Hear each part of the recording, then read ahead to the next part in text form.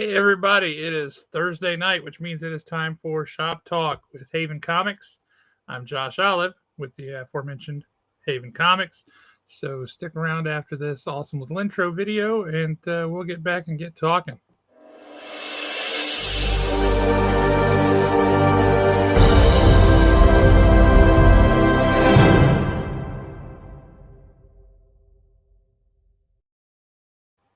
Hey everybody, thanks for sticking around. Good to have you folks here with us.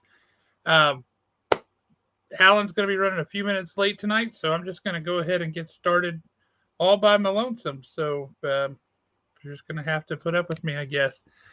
Right out of the gate, first thing that we wanted to talk about was the Huntsville Comic and Pop Culture Expo. And if you were there this past week, then you got to experience the joy, the fun, the amazingness that was the Huntsville Comic and Pop Culture Expo. And if you were not, that's okay, but make plans to be there next year because it's an awesome show. It's a phenomenal show. And next year is going to be the 10th anniversary of this show, which means if there are any stops left to pull out, Jeremy's going to pull all the stops out. Next year is going to be a whale of a show. We'll talk about some of the logistics and things like that. But right out of the gate, I want to say last year we had a little over 18,400 people come to the expo, which is pretty huge for Huntsville. The year before that, it was a little over 12,000. So the growth is pretty spectacular, right? This year, we experienced another 20% growth. I say we, Jeremy. I have very little to do with the expo outside of just being a huge fan and helping as I can. The show experienced a 20% growth again this year, which put us over 22,000 people for the expo. This is year 9. And you figure Dragon Con's got about 84,000. And that's spread across 5 hotels plus the America's Mart Center. It eats up an awful lot of downtown Atlanta, which is much bigger than Huntsville. So the fact that we're pulling these kind of numbers already just tells you that Alabama has needed a show like this.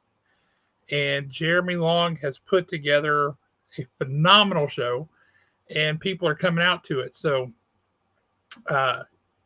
you can't go wrong with that. It's a winning formula, and next year is going to be spectacular. I can tell you he's got a couple of things that are going to be pretty marked improvements.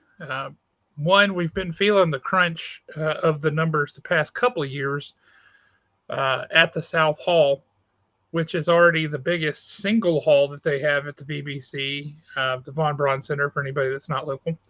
It's the big convention center in downtown Huntsville. He's already got the South Hall. Well, next year, we're going to have the East Hall as well. So the South Hall is about 50,000 square feet, and the East Hall adds another 30,000 square feet. So adding some substantial growth just as far as footprint. I know before long he's hoping to get the North Hall as well, but it takes years and years and years to get these things scheduled out with the convention center because they have so many events going on there all the time.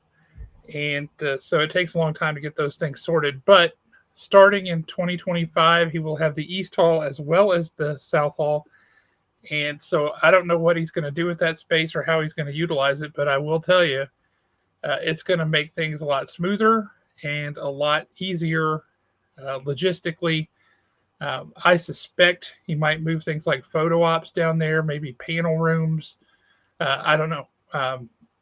Maybe move the guests into the current panel rooms. I don't know. He's got all kind of options. So whatever he's going to do, I'm sure it's going to be great, and it will be very welcome, considering the number of people that are coming through this now here at the expo. Just spectacular. 20% growth from year 8 to year 9, and like I said, year 10 coming up is gonna be awesome. He already made some guest announcements in addition to the announcements about the space. So if you were there at the end of the day Sunday, he announced 2 guests that are coming next year. Uh, One of them you know you're going to want to call is Ernie Hudson from Ghostbusters. Wow, that's awesome. And the other one kind of came out of left field for me, not going to lie. Interesting choice, but I think will be very popular. That would be one Priscilla Presley. Priscilla Presley will be coming to the expo. And that's pretty crazy. Pretty darn cool. So, big, exciting stuff.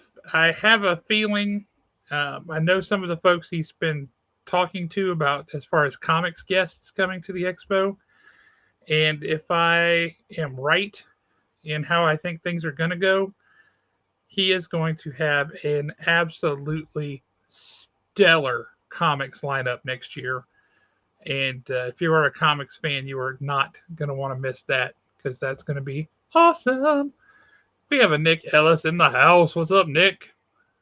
Alan is running late, so it's just me right now. So anything you want to say about Alan uh, without him knowing about it, now is the time.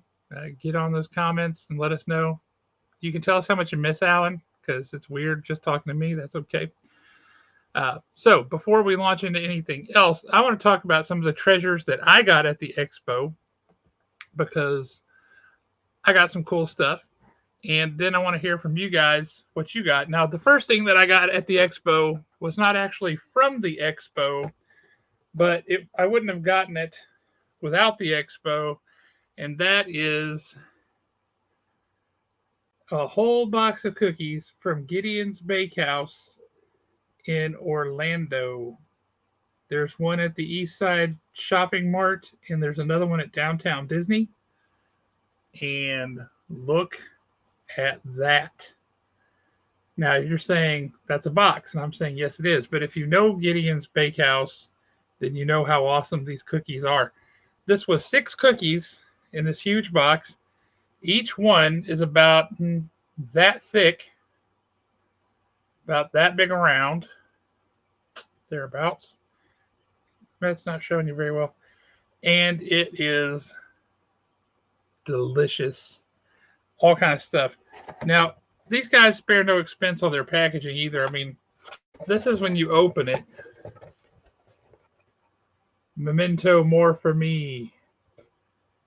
And then there's stuff down here as well. Now, the cool thing about Gideon's, or one of the cool things about Gideon's, is that the guy who owns Gideon's used to own a comic book store in Orlando. He had purposefully built something new and different. It was a comic book store / art gallery for comic book artists. Not necessarily for them to sell comic book art, but to do whatever kind of art they wanted. And it was kind of a victim of the 2008 market crash, housing bubble, all that stuff. And it just didn't last outside of that. But he was a musician first, long time ago, but then he was also a baker. And he would bake to make himself feel better when things were down. And his friends were always telling him, dude, you should sell these cookies. These are amazing. And he goes, well, that just seems wrong. I'm doing it because I love doing it. And they're like, no, seriously, you should sell these cookies. So they finally talked him into opening up a pop-up store at the East End Market there in Orlando. And within a week, the East End Market people had come to him and said, hey, would you consider opening this on a permanent basis? Mike Wesolowski, hey, buddy, I don't know if you've been by the shop yet, but before the show, in a terrible panic, Bianca came looking for you, and she came to me, and she's like, you know Mike, right? And I said, yeah, I know Mike. She was like, you know Mike? Really, honestly, know Mike? I said, yeah. I said, what's up? And she goes, well, he didn't come by and pick up his book that he asked me to draw this jam cover on. Can I leave that with you and you'll get it to him? And I said, absolutely. So I stole it, and you're never going to see it. Or it could be in your box at the shop. Either way, uh, you'll just have to find out, I guess. But Bianca was very desperate to get that to you and wanted to make sure you're going to get it. But anyway, Gideon's Bakehouse, the East End Market people came and said, "Hey, no, this is awesome. Um, would you consider opening up permanently here?" And he's like, "Well, gee, I don't know, but sure, I guess so." And that has proven so popular that he opened up another store down at downtown Disney, or I guess that's called Disney Springs now. And it's got a line out the door every single day. So they had to create a virtual queue for it. And you have to log in online, get the app, all kind of stuff that's insane for cookies. But it's so popular, that's what you have to do. Well, Bianca, the last time I had talked to her, I had said, "Hey, if you get a chance, bring me some cookies up from Orlando." And I never in a million years thought that she was actually going to do it. But she sent her husband down to the Gideon's Bakehouse there at Disney Springs, and he brought me this box of cookies. Each one comes with a custom trading card. And in this case, I got Dr. Tobias Brimstone, who is a explorer, adventurer, and scientist for hire, and also a vampire. Also a vampire. Also a vampire. That is awesome. This place, their whole aesthetic, as you can tell from the packaging, is very haunted mansion. And to the point where years ago Disney was refurbishing the haunted mansion, and they took down a chandelier and replaced it with a new one. And he bought that chandelier, and it hangs over the front counter inside his store. But if you want to know why it's called Gideon's Bakehouse, the guy who, this musician slash former comic shop owner, current baker, and owner of a cookie place,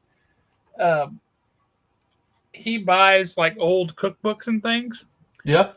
And he bought one from the 1890s that had a kid had written his name in it. His name was Gideon, and he was 11 years old, and he said he wanted to grow up to be a chef. And he goes, "I don't know if that kid ever got what he wanted, but he named the store after that kid. That's why cool. It's called Gideon's Bakehouse." What's up, Mike? And we got a Jeremy Long in the house. If you want, Jeremy, we can shoot you a link and you can come on and you can talk Expo, because you've got a whole different perspective on it than we have. I am having one of those days where one thing throws you 5 minutes behind and it just messes everything else up. You want to talk about getting messed up? You want to talk about that?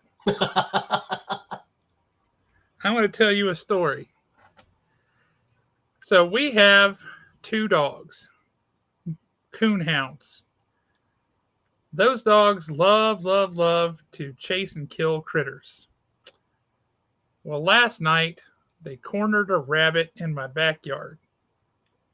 I hate disposing of dead bodies. It's so not my favorite. And so I was trying to make it so the rabbit could escape. That did not work out well. The rabbit and I both lost. The rabbit a bit more permanently than me, but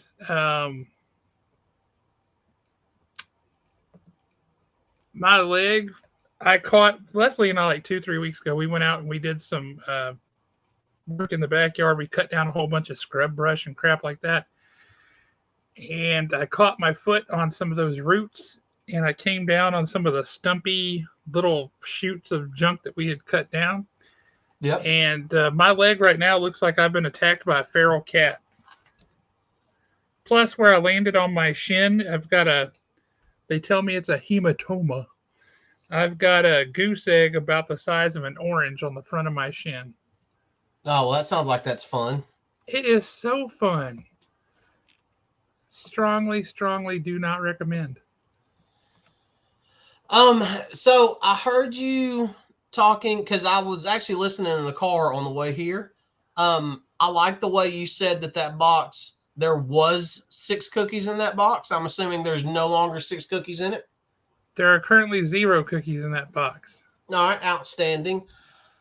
I sent that to you, Jeremy, on Facebook. So if you're wondering where it is, that's where it is.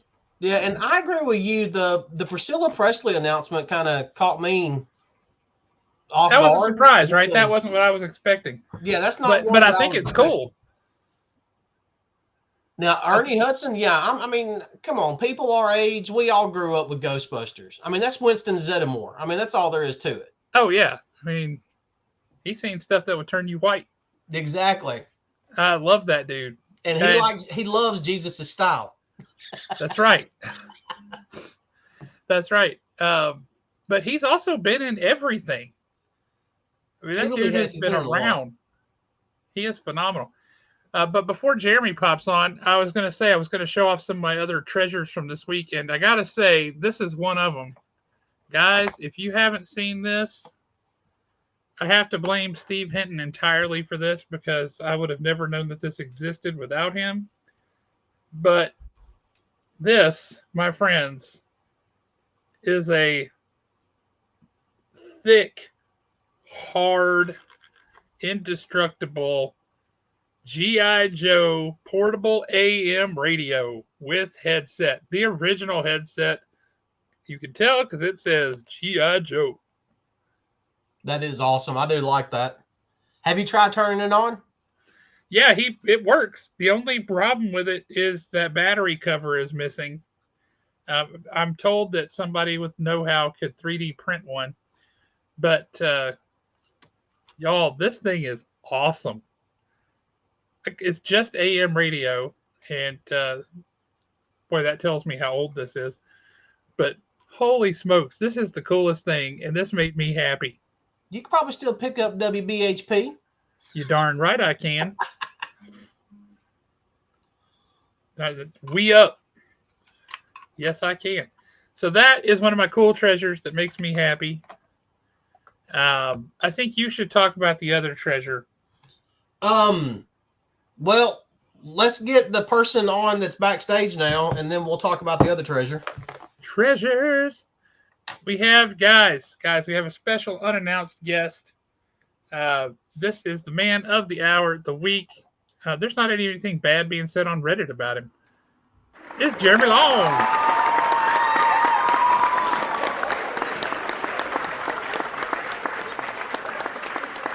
Well-deserved, much-needed sleep. And I think today's probably the first day he's got to close his eyes in like a week and a half. No, well, he's got to wake up and get to work for next year. I've already been to work on next year. He's been working next year already. That's right. And you're here to make another guest announcement, right? No. And the two that I made at the show, at the end of the show, we're not putting those out there. It's kind of a treat for being at the show on Sunday. But I mean, I know people will talk and stuff and so forth, and that's fine. But I mean, one thing I will say is, the large news for next year is we're expanding to East Hall, so we will have 30,000 more square feet to play with. Which one is East Hall? If you come out of the South Hall, where do you go? You head east. Well, I kind of figured that part. It's before you get to the North Hall. Okay, so if you know where the ticket window is for the arena inside, yes. It's right across from that. Hey, okay. Lisa.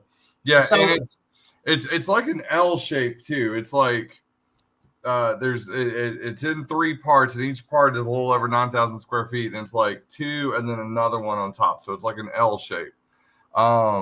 So it can divide into those 3 parts, and then within those 3 parts, they can divide down as well. So we're going to put all the... So it's a highly configurable space. Yeah. And so I haven't decided what all we will put over there. I will say I have a couple of guests in the works that I may have to put over there because we might have to put lots of lines for them. Some biggest guests next year, appropriate for year 10. So, I'm so excited just thinking of all the possibilities that could be. Yeah, see, I've got like a laundry list of names going through my head who that could be that you would need that much space for their lines for. Yeah. It's probably none of them, but you'd be surprised. I actually mentioned 2 people. That's like Kalisa nailed it. Godzilla confirmed. Can you see my new Godzilla right there? Not barely. Oh, there it is. Yeah. I'll get him. Hang on.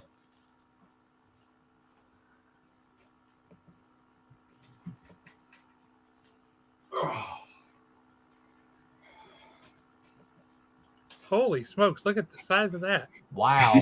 It's the Mezco. This is the best part. Oh, heck yeah. Nice. Oh, when you said he was a big boy, all I heard was, "Hey, bigger boy, you've been here for good. You go away now. No come back. No more. Eat the fortune cookie in the car." Yeah. You scared my wife. So you need to eat more vegetables. Vegetables good that for was, you. I know you guys were talking about your treasures and stuff. That was my treat to myself. Shortly after the show closed, my buddy Donnie, who runs Memphis Comic Expo, was here for the first time, and This I saw is his first time down here. Yeah. Oh wow. And I saw that at his booth Friday, and I was like, I may have to leave with that. He's like, "I'll make you a good deal. I don't want to take it back to Memphis." I was like, "All right, well, you know, if it's still here Sunday, I'll let you give me I really don't want to take it back to Memphis price." And he did, so I got it. So he must have been serious. Yeah. Now, Friday night, Josh was roaming around and glad-handing folks, and we were at the booth, and I looked up, and there was an older gentleman standing there, and he was talking to Bill, and he turned and he looked at me, and he said that selling tickets at Haven was an absolutely outstanding service and thanked us for that. I didn't even hear that. Who was that? Well, when he walked off, it was just kind of like, who was that? Come to find out, he was the director of Dragon Con. He was there roaming around, and he was like, "That's the guy y'all were telling me about." Yeah. He was praising y'all for selling tickets at local comic book store. Well, all right. I guess I could sell tickets to Dragon Con too. Yeah, I mean, just give me a feedback. Yeah. Well, that's cool that brother Dragon Con was here. What is up, Big Nosh? But I mean, if the head dude from Dragon Con is showing up here, that tells you something right there. Yeah. I mean, this year, and Josh, you've been with us for many years, and Alan, you as well. But this year just felt different. It did. It felt more relaxed somehow. It did. Somehow we have 22,000+ people here, and it was such a chill weekend. Yeah. It was, you know, on my end, behind the scenes, there weren't any real hiccups. The VBC tried to induce some hiccups on Thursday, but I drowned them with sugar. I mean, there was a few small things like Saturday morning. It was, you know, almost it was after 10 before our panel rooms got unlocked, and you know, stuff like that. But like everything just ran smooth, and it's just like the guests too. They enjoyed it. I mean, and every guest always enjoys it, but it was just like they went out of their way to let me know like how enjoyable the staff was and everything. And I had 2 agents. One was here last year. Justin was a man on a mission this weekend. But there were 2 agents in particular, and I was talking to them one night, think it was Saturday night. Yeah, because they left Sunday after the show. So I think it was Saturday night. It was either Friday or Saturday night. And their agency it's pretty large. So they had clients at like 4 different big shows all over the weekend. And she was dealing with issues at other shows because every other show had issues except for the one she was at. And she So said, she drew the conclusion that it was because of her. no, it's because of us. And so she said, she made comments something along the lines of, it's great when it doesn't feel like work. And I'm like, exactly right. Fantastic. Like whatever I can do to ease it on your end. And I mean, I have a great team at this point. Thursday we had, I think, 17 flights canceled or delayed or changed. Wow. And we didn't lose anybody. Rachel Lee Cook ended up being Saturday, Sunday. We lost her on Friday. And then Dean Kane moved from Friday, Saturday to Saturday, Sunday. But that was it. But then when they got here, they were all in such good moods. Like I ran into Rachel. She didn't get in until Friday. It was after the show. And I was over at the embassy when she got there. And she's like instantly just started joking around. I mean, Jonathan Frakes, the first thing he said to me was like, Gary, his agent, he's like, Gary speaks very highly of you and this show, which is questionable because he's not very smart. It's just stuff like that. Just joking around with me. And then when Emily's parents came on Sunday and we were introducing him to people, I'll tell you about that one in a second. And so we went up to Jonathan Frakes and missed you, Colby. Indeed.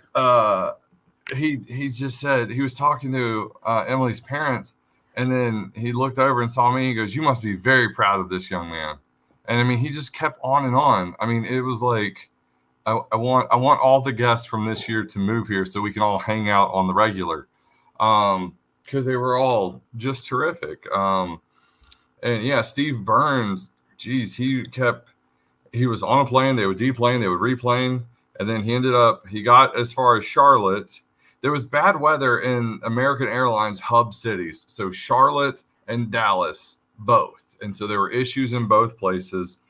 And he was on a plane, off a plane, on a plane, off a plane, and then he was going to land in.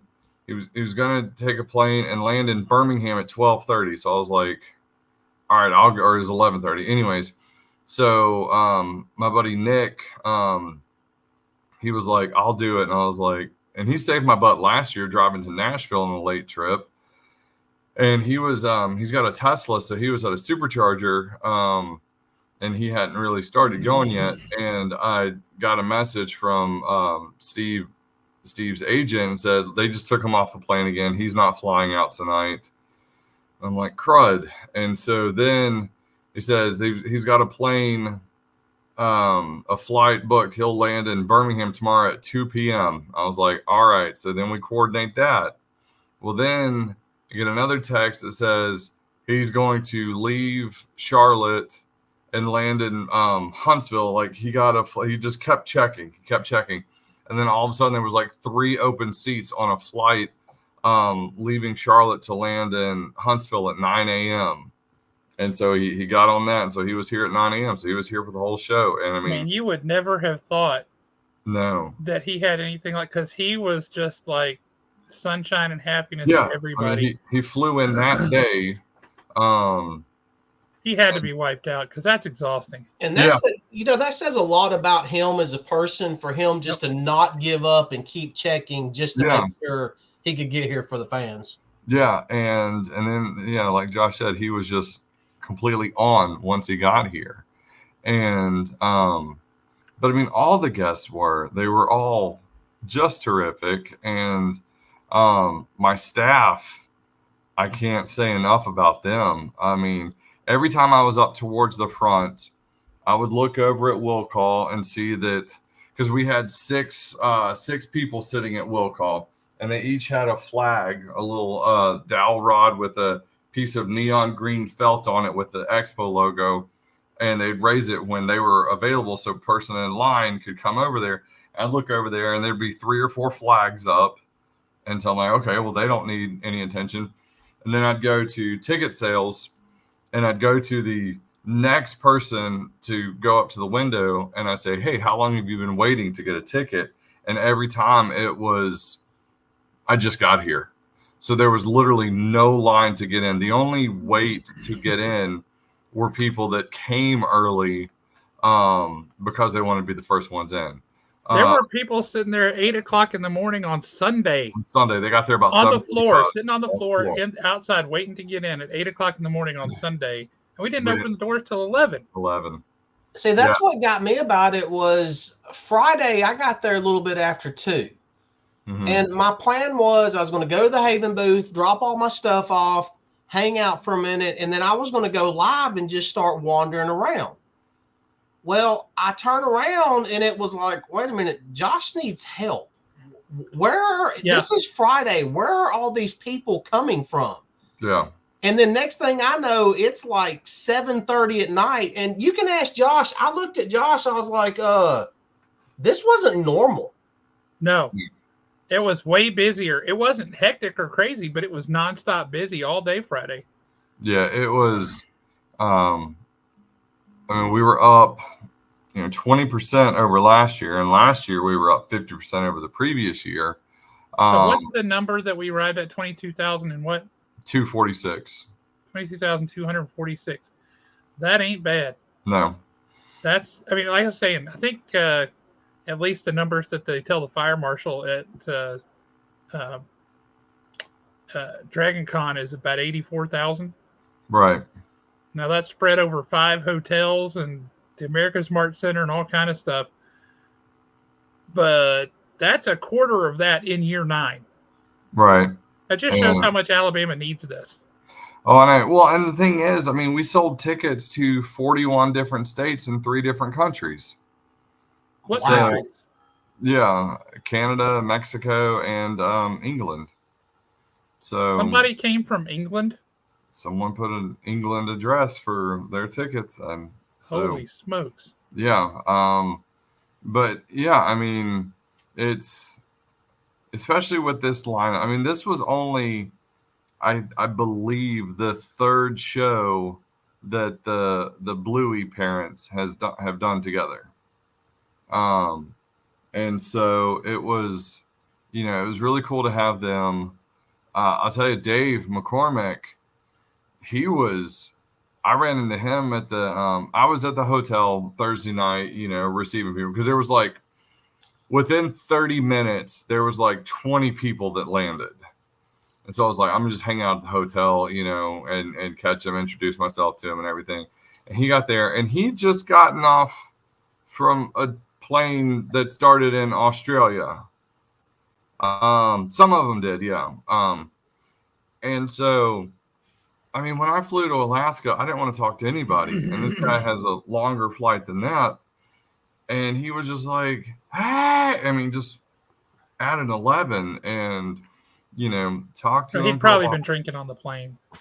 Maybe so. But like all weekend, every time I saw him, he was just so fun. And I actually moderated that panel because I lost my 2 main moderators last week, one to travel and one to illness. And I got them filled and everything. And then I was like, you know what? I'm going to do the Bluey panel and the Saved by the Bell panel. And then it turned out Saved by the Bell, they didn't need a moderator. They just wanted an introduction. And so, the Bluey panel was super fun to do. Lots of good questions. And even Emily was at the Saved by the Bell panel, and she said that there was a lot of, some of the questions was about Saved by the Bell, but some were like very deep. And they were like, wow, Huntsville, what's going on? You guys got some very deep, serious questions, So I've got to find time and go back and just watch all the panels. Nick Ellis said that he recorded the Bluey panel and he was going to get it up on YouTube with subtitles and everything, because unfortunately the audio with the people who recorded it for us wasn't great. And so, but he's got some better, and he said he should have the rap video done. He hopes to have it done over the weekend, because now he no longer works from home, so he can't work on it like during the day. Yeah, I was helping Nick Sunday with the crane, just making sure that nobody got knocked out. And at I can't remember what time it was, but at one point we made it over to the front doors, the entrance, and we were kind of we kind of angled the crane down to get people walking in, and it was late in the afternoon. And I really hope that footage turned out good, because it was people just flooding through those doors late in the afternoon. And it was like, where's all these people coming from? Yeah. Well, I had gone over to Embassy shortly after we opened on Saturday. And so I was walking back at like 10:15 or so. And at the top of the stairs, it was me, Dave McCormick, and Oscar Nunez. And we were looking out, and you still couldn't see the end of the line. It was still all the way down the hall and wrapped around. And they were like, "Is this the line to get in?" I'm like, "Yeah." And we opened 15 minutes ago. Like it's flowing in, and it goes. In fact, like we turned and took a picture in front of the line. And so because it was pretty cool. Like everyone enjoyed it. It ran pretty darn smooth. My crew just knocked it out. There's plenty of tea. I got to see so many people. Now I was going to tell you, and to me, I thought it was kind of cool. I was helping somebody take let's just say, large amount of comic books out the back door that they purchased late Sunday afternoon. Uh-huh. Josh knows what I'm talking about. It sure do. But that was hilarious. As we get over to that loading dock area, that kind of in-between area, Trish Stratus comes walking through and spoke to her for maybe all of about 3 seconds. But even that late in the afternoon, as busy as she was, she seemed like she was still just as happy as she could be to be there. She was so nice. I'd never met her before, and she was very friendly and talkative, and we chatted for a good bit back in the green room. And it's just funny seeing like all the different people, seeing Trish Stratus talking to Rachel Lee Cook and Melanie Zanetti and Kate from The Office, and it's just it's an interesting dynamic. But yeah, everyone was so wonderful, and they were surprised. I often wonder, like, how are these people treated at other shows?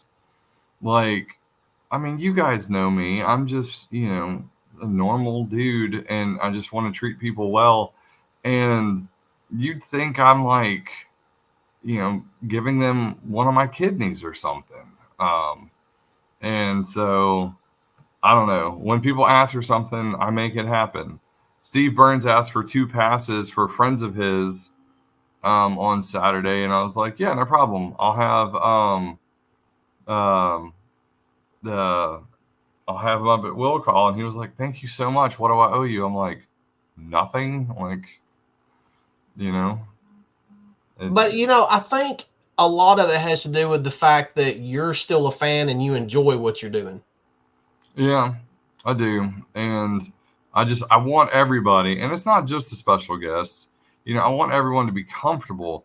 There was one vendor that came to me, and I'll remember her name as soon as this is over. But she does cosmetics. She does fingernail polish and different stuff that are themed after characters and fandoms. Like she had made a nail polish for Vanessa Marshall that was like Hera Syndulla green. And anyway, she came to me Sunday, and she was like, hey, so I've recently found out that my job, I think she said she'd worked there for 17 years or something like that. She had been let go. And she, so she was like, so now this is my full-time job. I need to do more shows. What are some good shows to do? And I said, well, listen, I only do a handful of shows. And I don't know if the shows that I think are good, sales wise, would be good for you because I sell comics. And so I walked her out to the fan table area and introduced her to some of the people there with shows. And I was like, look into this one. These are good people. And then I took her to Lula Cosplay, who does our cosplay contest and all that stuff. And I'm like, she does a bunch of shows and she would be more in line with what you do. So talk to her. And so, I just... But you didn't just tell her to go talk to people in the hall. You actually walked her over. I walked her out there, and I just, if I can help somebody, then I'm gonna do it. And so, and then, I'm, Thursday during setup, or Wednesday night during setup, and Thursday, and then Sunday night, I'm moving tables and stacking stuff up and everything, and I'm just like, I can do it. Now, granted, my buddy Kurt, and Bobby, they were working my booth, because Jason had to leave at like 9 or 10 Sunday morning because he's in the middle of his 2-week AT, and so he had to be in Charleston, dressed and ready at 0700 Monday morning. So he left early, but Kurt and Bobby, and then Kurt's wife showed up. They completely broke down my booth, packed up the truck and everything, and then Kurt took it to my storage building, and him and his brother-in-law completely unloaded it while I was finishing up the VBC. Man, that's the best. I know. I was just like, and then Kurt got mad at me when I gave him money for helping. Yeah, and Mike was helping out too. I mean, it was, it's great, the relationships that I've made through this, from, from vending, from the agents, other vendors, guests. It's just been a lot of fun. I take guests out axe throwing that want to go, and it was such a it cool... looked like you had a huge crowd of them this year. We did have a big crowd. And like Brandon Routh was out, so I got to throw axes with Superman. Rachel Lee Cook was out, and she kept getting frustrated, and so like she would throw it and it not hit, and she'd turn to go sit down, and I'd have another just waiting for her. And then finally, when she landed it, it was like Christmas for her. And so, but yeah, and the Death Note guys were out. Kate was out. A couple other of the voice actors were out.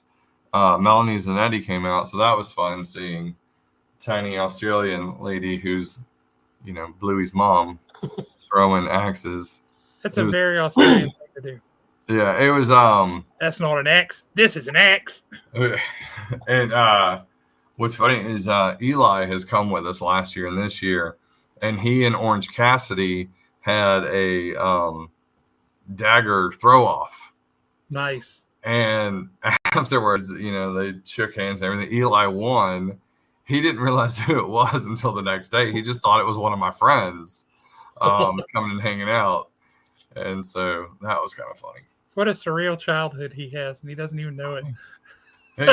They both do, and they appreciate that it's, so unique and special, and that it falls on his birthday half the time too, which is pretty awesome. Well, no, it hasn't since 19, because we've been in April, but next year, the Monday, the day after the Expo, is Asher's birthday, so it'll be Asher's birthday weekend next year. Perfect.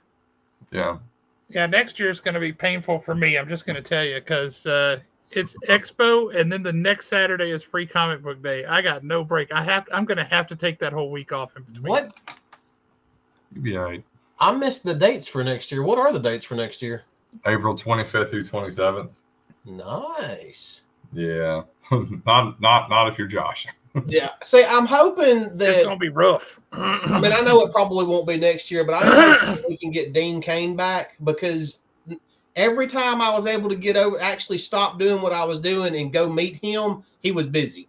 Oh yeah, So, You know, I yeah, don't that care was. about Dean Kane so much, but I sure wouldn't mind Terry Hatcher coming. yeah. I tell you, Dean was awesome. He was, he actually was affected by the weather Thursday, and when he finally got here, it was just funny because I was like, if you hadn't been able to make it, I would have banned you from my show, because apparently you are the reason that the weather is all garbage. But he was great. He was super nice. Him and Brandon. I mean, and that's just it. I mean, Richard Karn was insanely nice. I actually had people tell me that out of all the guests there, that when they got around and they actually saw Richard Karn, it was the most surreal moment for them, because it's like he had been around there and they had seen him their entire lives. Right. And it was just bizarre to see him standing there. And he still looks the same. I mean, so we did a first pitch with a couple of the guests on Thursday night, and he was one of them. And it was just so funny because we were walking down to the field, and once we got to the field, I'm just looking at the crowd, and everyone's like, because the Trash Pandas, they kind of dropped the ball. They didn't announce it at all. What? They even asked me like 2 or 3 weeks before. They're like, "Hey, is it okay if we, announce that they're coming out?" I was like, "Absolutely." And can you please say it's because they're coming out for the Huntsville Comic and Pop Culture Expo? They're like, "Yeah," and then they never did. They never did. And then when they posted pictures of it, people were like, "I would have come to the game if I knew they were going to be there." And it was the second game of the season, and so it's like, they could have sold a few more tickets, but whatever. Not really. It was still fun, but hanging out with him on Thursday night at the game was a lot of fun. It was me and Emily's dad and him, I mean, he was asking us just as many questions as we were asking him, about life and stuff. Really, really down to earth person. I mean, and I think that was kind of the feel for everybody, is they were so down to earth. And because, these people from seeing them on, TV or movies or whatever, so you feel like you know them. And then when you talk to them, it's so comfortable as if you do know them or as if they know you. And I think that was pretty much, everybody. I mean, nobody was uptight or demanding or whatever. Everybody was super chill. It was super enjoyable. Awesome. That's awesome. I will say, kind of going back to what we talked about earlier, the crowd was definitely noticeable. Friday was much busier feeling than previous years, and of course we haven't had a whole lot of Fridays. It did. I mean, just went to the 3-day show not too long ago, right? But it was a very busy Friday, and Saturday was a lot of people, but it never felt. I guess there wasn't any pressure involved with it. It just felt really laid back, which was pretty remarkable given that many people crowded into such a small space.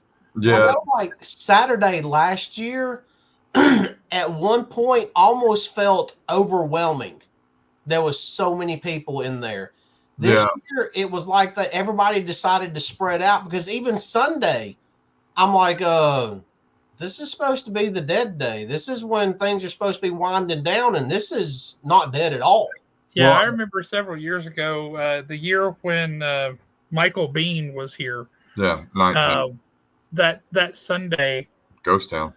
Yeah, it was just like, where are all the people? And I'm telling people, like, guys, this is Sunday in the South. People are at church, and they're like, well, what? That's a thing. What's funny that year if you remember on that Saturday, there were actually tornado warnings, like came through everyone's cell phone and everything.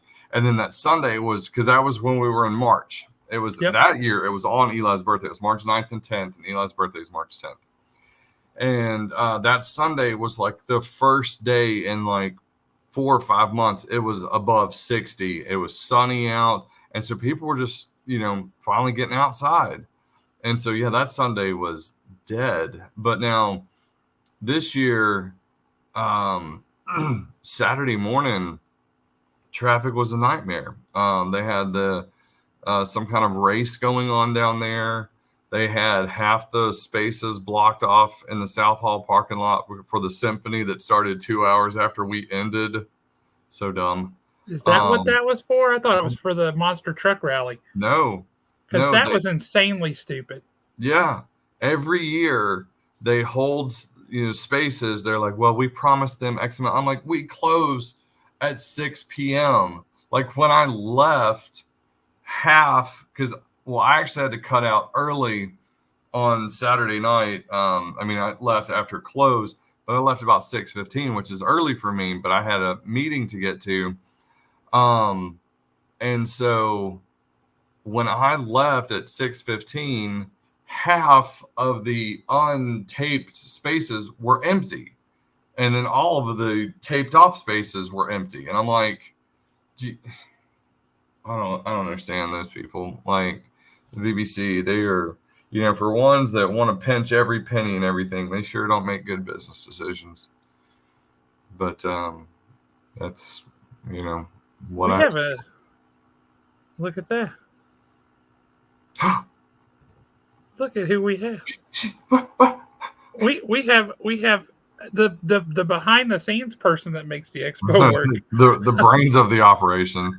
Okay, so honestly, that's the first time I've ever seen your wife, and I'm gonna say you definitely outkicked your coverage. You could have done so much better than him.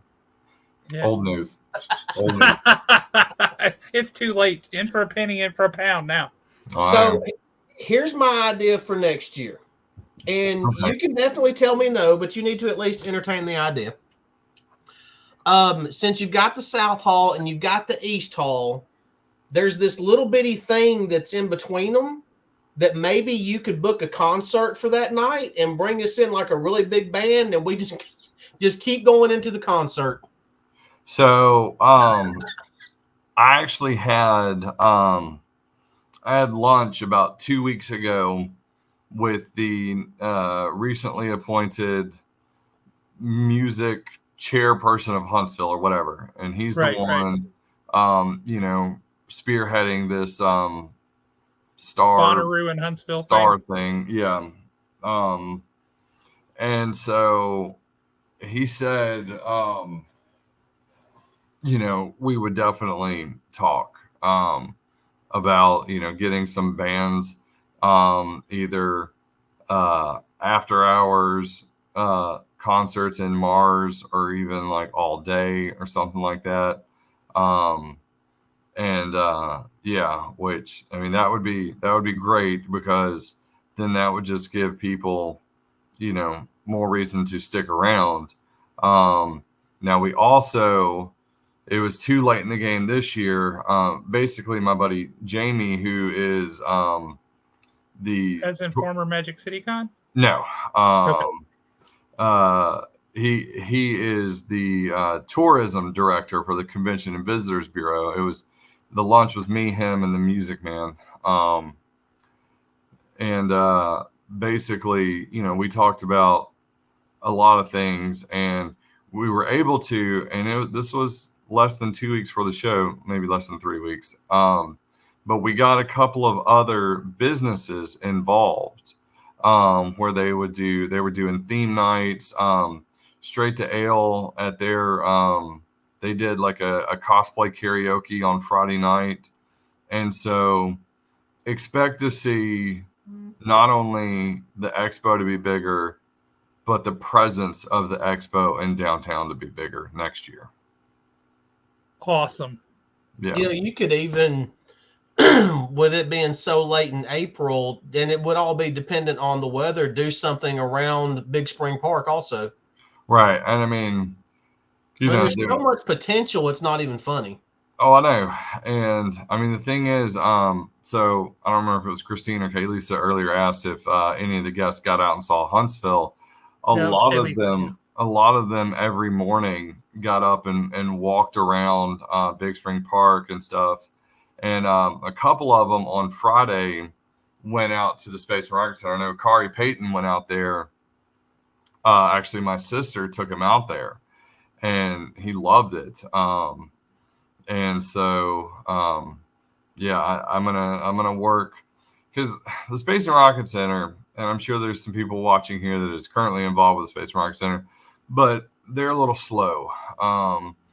They contact me like a week or two before the show, and they're like, "We'd love to give tours to some of your guests. Can you schedule that?" And I'm like, "No, I'm not You going to reach contacted out." me 6 months ago, maybe. Well, and the thing is, I'm not going to reach out to every guest and be like, "Do you want to do this? Do you want to do this? Do you want to do this? Do you want to do this?" Okay, you can do it at 9:30. You can do it. And so basically, I'm going to tell them, "Hey, have a time slot at 10:30 or 11 on Friday, and I'll mention it to people. And if they want to go, they can go. If not, because people, most of them get in Thursday kind of late, and then the show starts at 3 on Friday, so they want to kind of chill and just decompress. But yeah, Debbie, she actually had the the person that brought her from the airport had her pull into the Space and Rocket Center, and it was like 9-10 o'clock at night. And she was just taking pictures of stuff, at night. And I think she did like an Instagram live or something like that. But, I think now we're at the point where, people are taking us seriously. They're like, "Oh, that's a real be thing." stupid not to. Right. Well, big shout out to Danielle Dozier of WHNT 19. I mean, she last year and this year, she came out on Friday with her crew, and she stayed for like 3 or 4 hours, and she did a live on the news at the top of every half hour. Awesome. She would go to a guest and talk to them for 2 or 3 minutes. She interviewed me at one point, but and then she actually came back out Saturday to do a few more to catch George Takei and others. And Matt asked earlier, how was George compared to Shatner? They're both very pleasant and wonderful to talk to. George is a little more chatty. That's because you're cute. I'm adorable. Both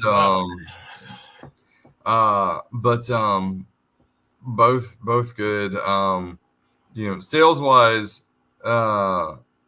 George's autograph was 50% lower than Shatner's, but yeah, they were both, really good, easy to deal with. They have the same agent, so he came in knowing, how we ran things and everything, and very happy with how things went last year and this year.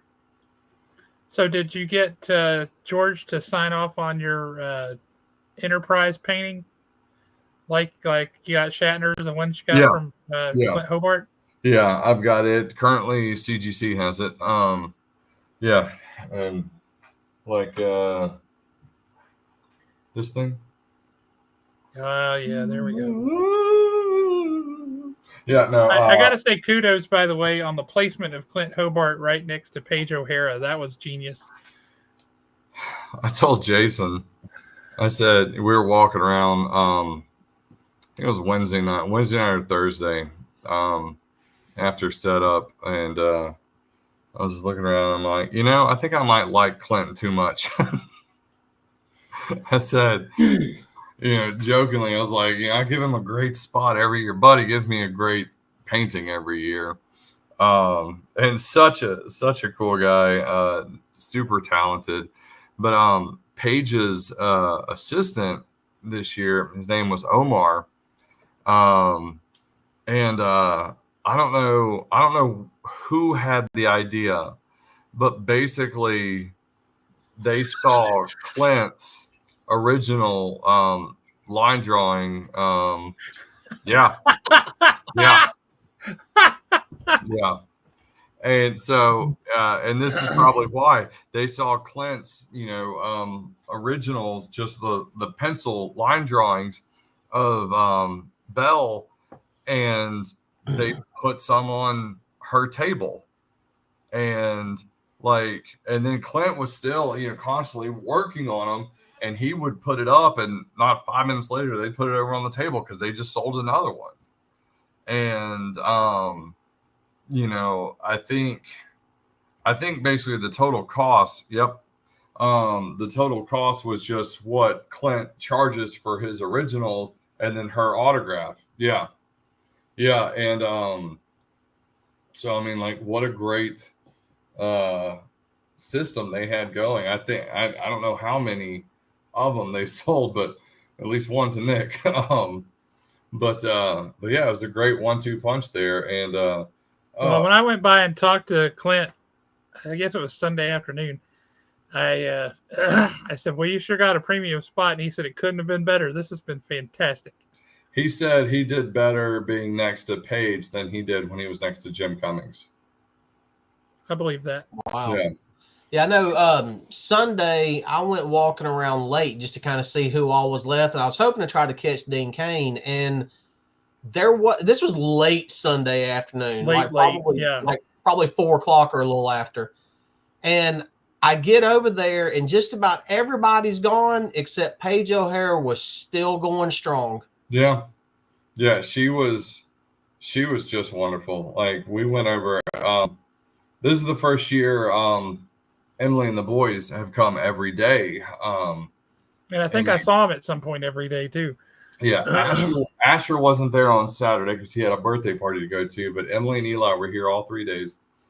And they weren't going to come Saturday, but then when Mark Paul canceled on Sunday, it was just going to be Saturday only. They were like, okay, we've got to come Saturday. And so I introduced them to Paige on Friday, and then they saw her on Saturday, and she's, talked to them a little bit more, and then Sunday a little bit more. She was just always, just very kind. And then Emily's parents went by and talked to her Sunday, and super nice. I will tell you the highlight of my behind the scenes. Well, axe throwing is always fun, but on Friday night, I was over at the AC, and Steve Downs was over there, and I sat and talked to him probably for 30 or 45 minutes, and talked about shows and life and everything. He was, asking about Huntsville and, how my real job is missile defense and all this stuff. And he just seemed like truly interested and was just asking questions. And it was like one of the best conversations I have ever had. Oh, like, what is there? And suddenly a wild Asher appears. They're elusive. You have to watch out. But yeah, no, it was come here, bud. It was a great conversation. So if anyone had the chance to talk to Steve Downs, Asher, ladies and gentlemen. Asher, what's up, man? He's there it is. He's got a birthday coming up in just over a week. And what are we gonna go do today?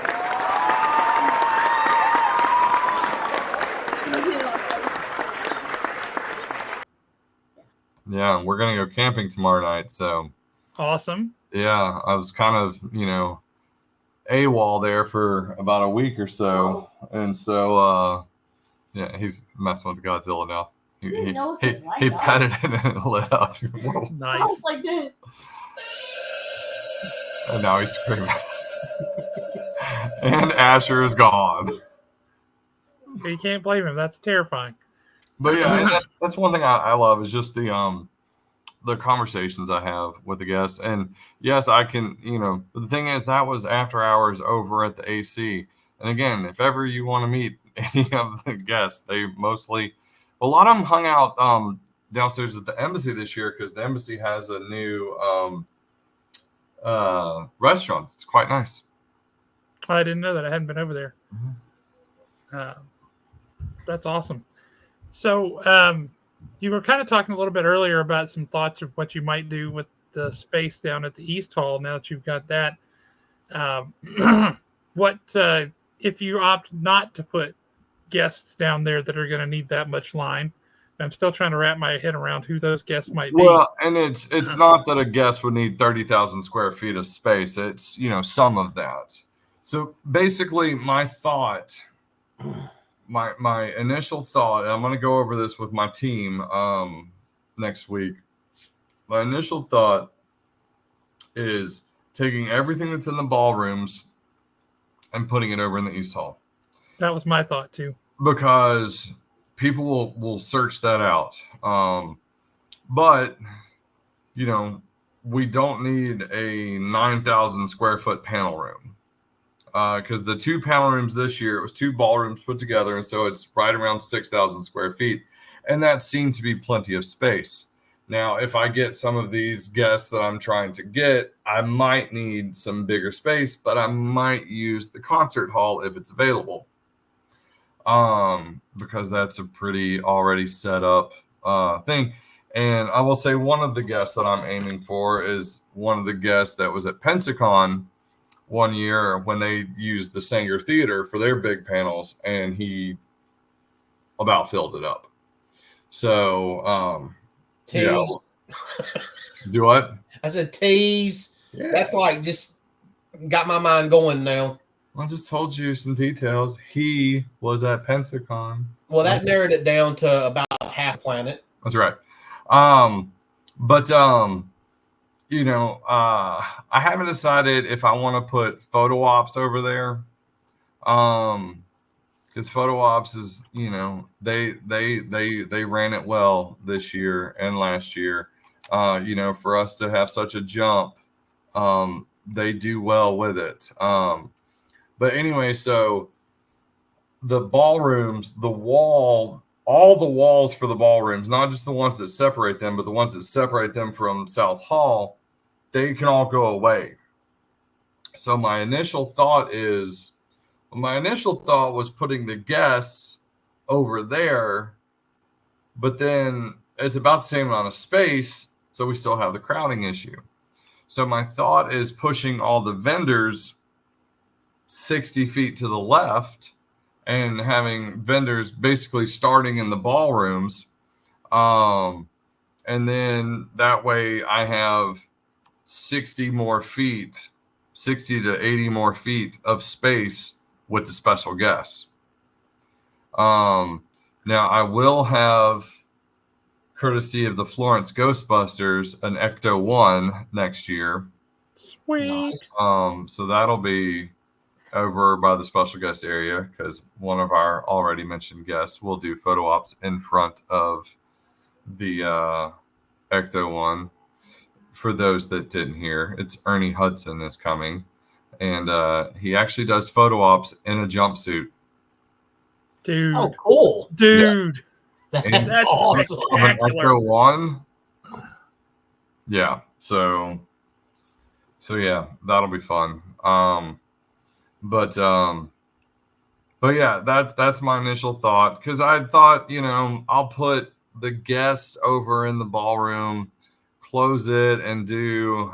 Oh, I know exactly, Kayla. You even have the wrench. So, and my thought was having like a having like a Dragon Con-esque Walk of Fame around it. But then I'm like, well, that doesn't solve the problem for lines. And yes, I could queue up lines outside on the back area, and I may do that. I may end up doing that. I'm not sure exactly what it'll look like, but I do believe it only makes sense to move all that ancillary stuff over to East Hall, because if I move, let's say, half the vendor, or some of the vendors over there, or Artist Alley, or the guests over there, and anybody doesn't do as well, they're like, well, they split it up, they did this, that, and the other. And so I'm trying to keep, because in my mind, the perfect layout for everyone is to have the special guest furthest away from the door that you walk in, so you have to pass all the vendors. Yep. On the way there. It's a brilliant layout. Yeah. And so, yes, I could do things slightly differently, where if I put the guests in the ballrooms, then I would have the entrance. The other doors as the main doors coming in. Yeah.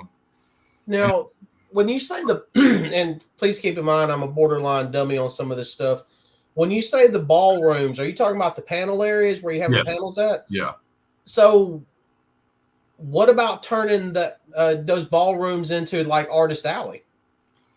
Well, see, I like having Artist Alley within the vendors, not separate, put it that way. Because there's some people who are like, I don't want to go down to Artist Alley, but then they see prints because they're just walking up and down every aisle, and they're like, oh, that's a really cool looking thing that I can go get signed.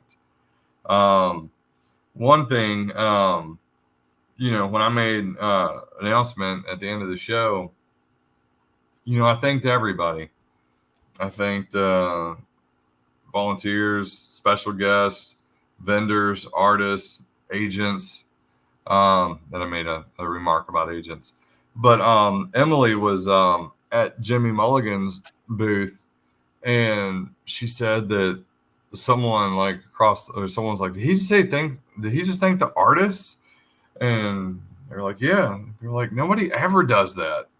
Like, so many shows just like kick artists to the side. Yep. And Well, see, I was thinking of it from the standpoint, because I do like going to see the artists.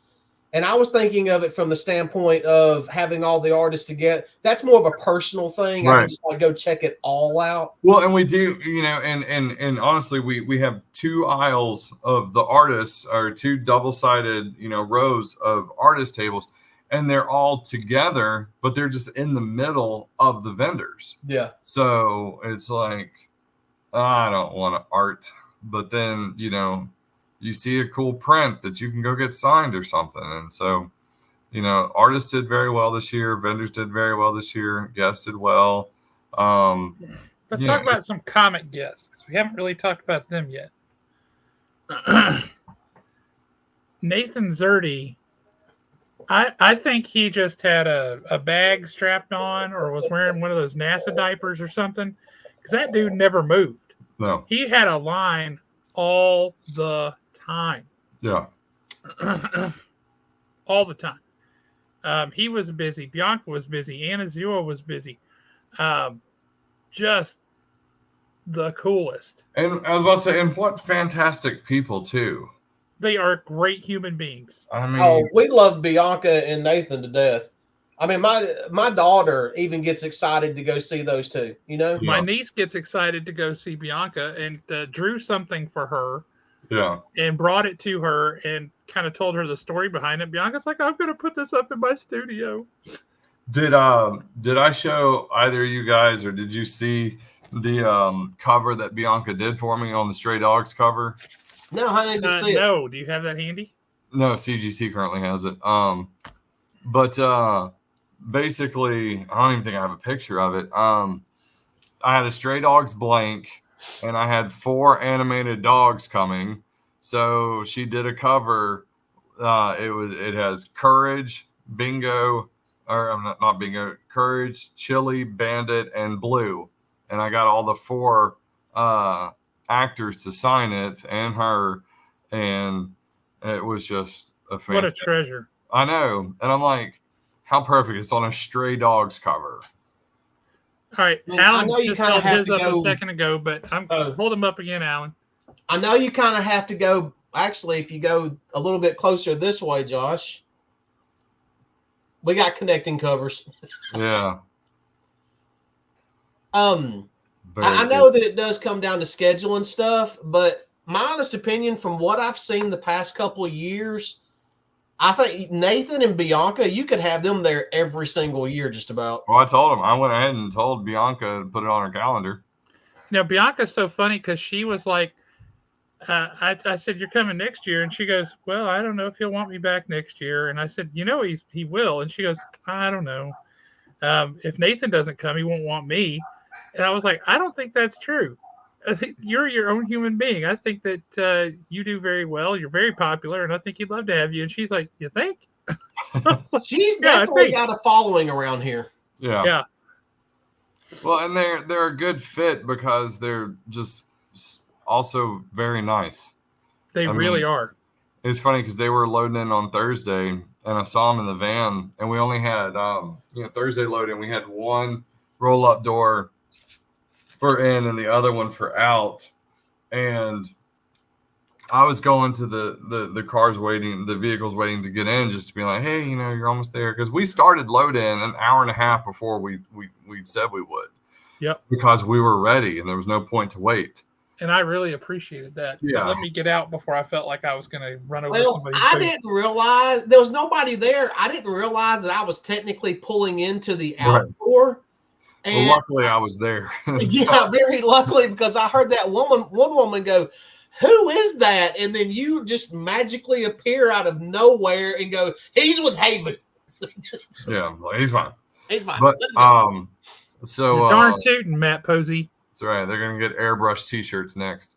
We just might. You never can tell. Ooh. And maybe next year those airbrush T-shirts will have Larry Hama's autograph on it. Right. But we I saw them in line, and I went up and I was like, hey, and I was like, oh, when you get up there, because Cindy, my vendor coordinator check-in lady, she has the vendor and artist list, and they're not on there because they're special guests. I was like, when you get up there, please just say, give them your name, and then please pull the "Don't you know who I am?" And Bianca was driving. She was like, I can't do that. Nathan was like, I can. And so I was like, oh my gosh, this is gonna be great. And then it wasn't moving. I was like, actually just follow me. And so I just walked them up to through the exit, because I knew that if they'd gone in there and then took a left up by the special guest, there was no cars over there. So anyways, they were able to get in and get all set up and everything. And well, you sent them around that way, and I was actually trying to get out, and that was the only way I could see to get out. So we kind of met right there at the corner, and it was funny because I have an Armada, they have an Armada, and we both just stopped. And I'm like, next thing I know, the driver is leaning in, and it was Bianca. And then Nathan is hanging out the other side going, I like your car. Those two are so much fun. You're true. Did we tell you the story behind these, by the way, Jeremy? No. Because you've been busy. So I went to Nathan and I said, hey. This is like you did this days before the show. Yeah, I'd actually been emailing Maggie several days before the show. I mean, they knew this was coming.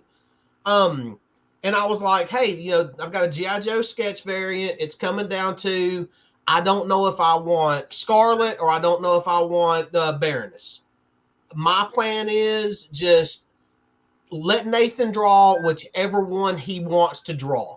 I don't care. It'll be like a kid on Christmas morning.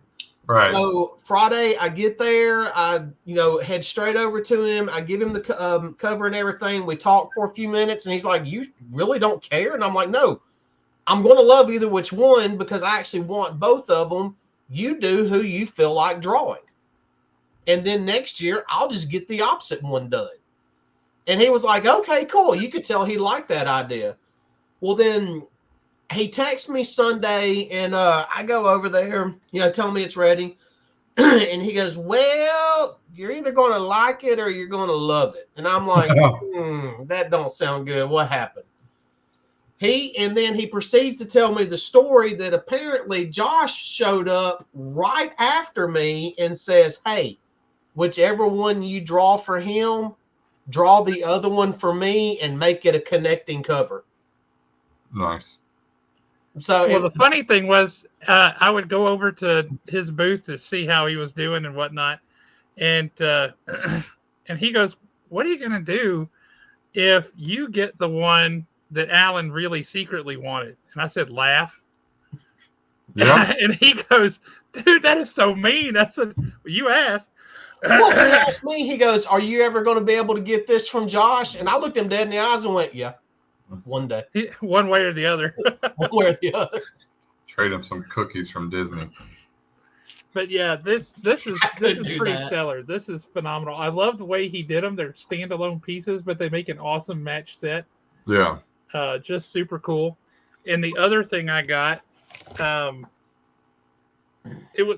he had this whole thing of them that he's done, and he's been clearly carrying this one around since 2020.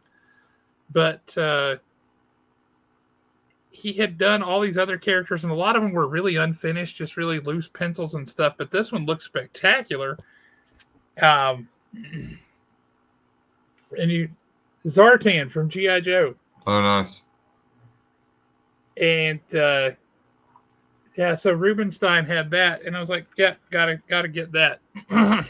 Yeah, I was gonna say I barely got to talk to Joe or James. I did make it over Saturday morning right before it opened up, and I bought hang on, I'm gonna go grab something real quick. See, I've already said, and I thought about it last year. I've decided on it this year. Next year, I'm just taking that Thursday and Friday off. And when the con closes, we're just going to have to suck it up and hang out with Jeremy, because that's when all the fun happens. Yeah. So I was thinking, I haven't broached this with my wife yet, but I was thinking about just getting a room at the Embassy Suites and not leaving. It's a very easy. I was able to get this from Obar on Saturday morning. Nice. Oh, man. It's an original, and this camera doesn't do it justice. That's spectacular. Hang on. It's Josh. He ain't bigging the wrong guy, dude. I'm bigging the wrong guy. I'm trying to get him bigger. You just no, What am I go back. doing? You're a goofball. Hang on. I am. You do it. It's Josh again. There I am. That is awesome. That is spectacular. Yeah, and he had some bigger ones, but I was like, I just like the way this looked. But I mean, the detail on it and everything is just fantastic. And so, but yeah, this is on the pool table. We kind of have a catch-all of all the autographs and stuff that we got. And this year, so every year I get a 36 by 24 poster with just the Expo logo in the middle for everyone to sign. And this one, I think I got more people than I've ever gotten. And it is a very full poster, and I can't wait to get that framed and up. It looks amazing. But yeah, I unfortunately didn't get anything from Rubenstein, but both of them were like, we'll come back anytime you want. I'm like, and the cool thing about James O'Barr is he's out of Dallas, so he actually flew in Friday morning because it was, a direct flight over from Dallas. But yeah, he never had a crazy big line, but he had a constant line. Right, and that's a perfect situation right there. As long as there's one person in line, you're good. And I noticed that with a lot of people, it's like they never had a massive line, but they were constant all day long, all 3 days. Yeah. I'll tell you, that late surprise on Thursday, adding DJ Qualls, that literally came out of nowhere. He's, he has friends here. And so I was talking to him Saturday night before he left, and he was coming to town because some of his friends just had a baby. So he was like, I was coming to see a baby. And he said that his car just died. And so he was like, hey, maybe I can make enough for a down payment. And he told me, and again, this is because he was here Saturday only. So Thursday we announced him. So less than 2 day heads up. He said he did as much on Saturday here as he normally does at a 3 day show. Wow. And so, And I imagine that's probably the case for most of those guys. Yeah, and except for maybe some that have the outrageous guarantees or whatever. But I mean, the thing is too, I got an email from his agent, and he was just here 2 years ago. Mm-hmm. So for him to do that kind of sales, 2 years removed was pretty impressive. But I got an email from his agent saying, "Hey, DJ's going to be in Huntsville this weekend. Do you have space for him?" I'm like, I can figure it out. I was like, but, does he have a banner with him? Does he have headshots with him? And so then the agent called me and she said, do you have a print shop there that you recommend? And so I told her, Quality Quick Print on Governor's there. That's where we get all of our stuff. But, there's also Kinko's that's 24 hours that, they can. I was like, but I can't go get any of it. She's like, no. His friend that he's visiting, he can go get it. I was like, all right, cool. And so I called Emily and I was like, hey, so DJ Qualls is coming to the show. Can you take his graphic from his announcement graphic from 22 and just put this year's border on it, dates on it and stuff, and announce him? And like within 2 hours, it had like over 400 likes. And so, and obviously all 400 people came and bought stuff from him. So that was neat. That was a first. That's awesome. That's awesome. The show, it gets better every year. Like you learn a little bit of something, you fix a little thing, you tweak a little thing, and so it gets better. And then the next year you tweak a little something else, it gets better. Just phenomenal show. I will say all of the comments that I have seen, the only negative stuff I've seen was, it's too crowded. And I'm like, well, so sorry. Right. Don't come if you can't handle it. It's going to be crowded. But, all right, so you're resolving some of that because you've already got an extra 30,000 square foot of space. So it's awesome. And then the other thing, people were like, somebody said there was less seating this year for the concessions, like less seating for people to sit and eat. I don't think that's true. I think it's the exact same. My thing on that is I don't think you can really and truly provide a ton of seating because if you do, you're going to run into the situation of people just camping out. Yep. Well, and the thing is, that's going to go away next year.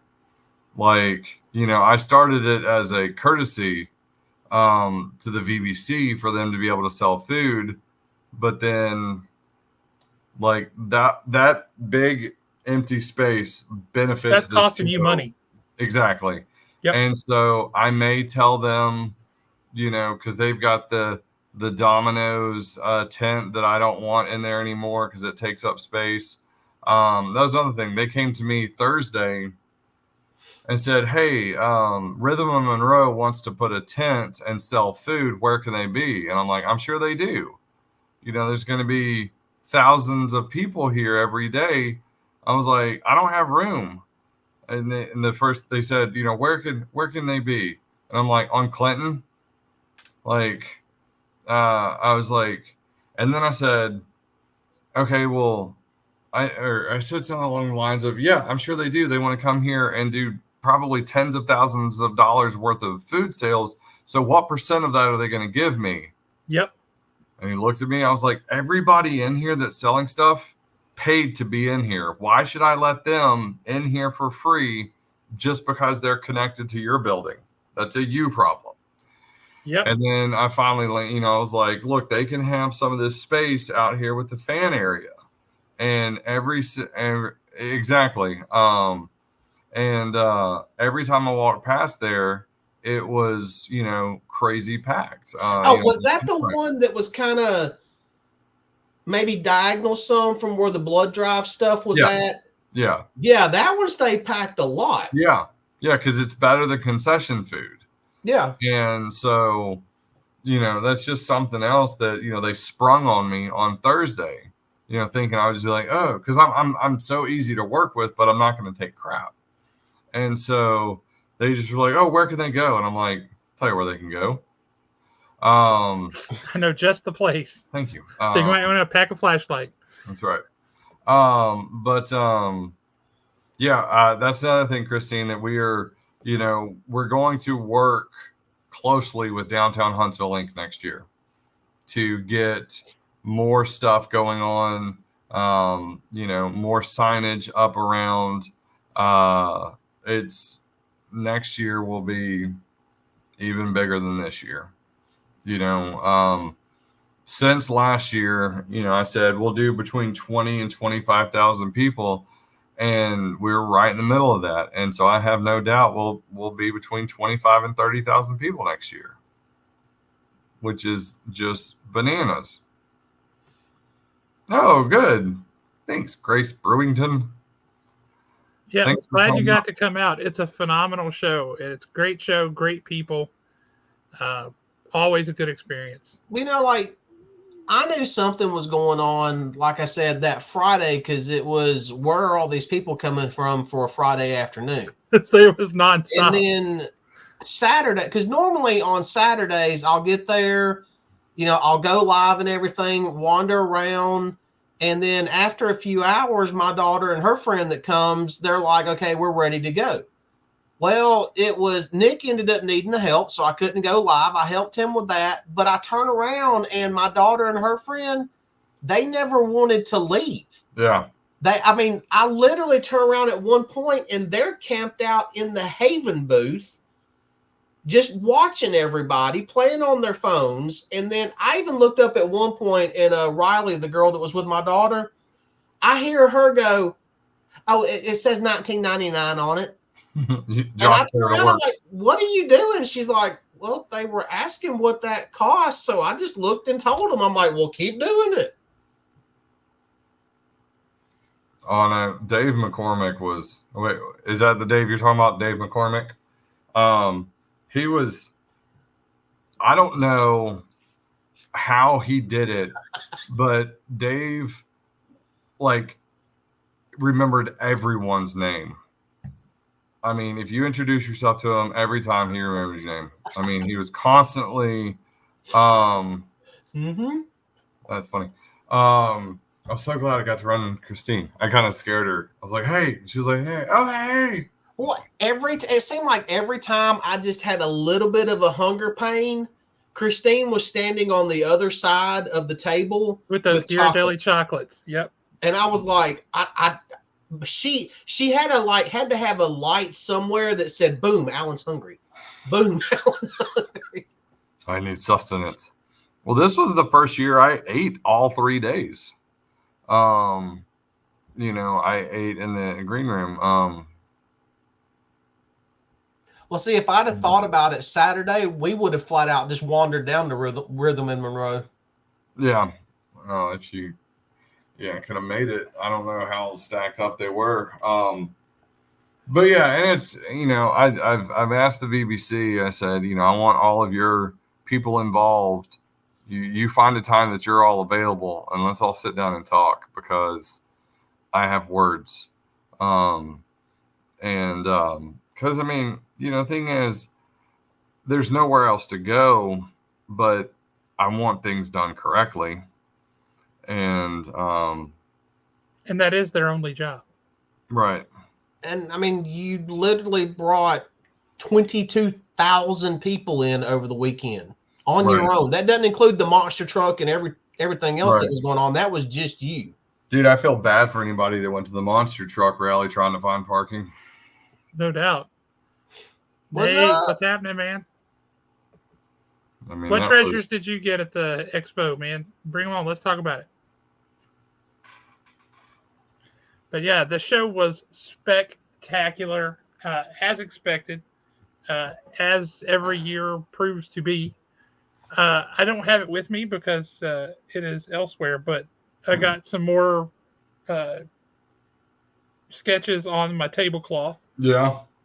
Oh, and Nick, we don't need Dustin. I got you back when it comes to the crane operating. I had too much fun doing that.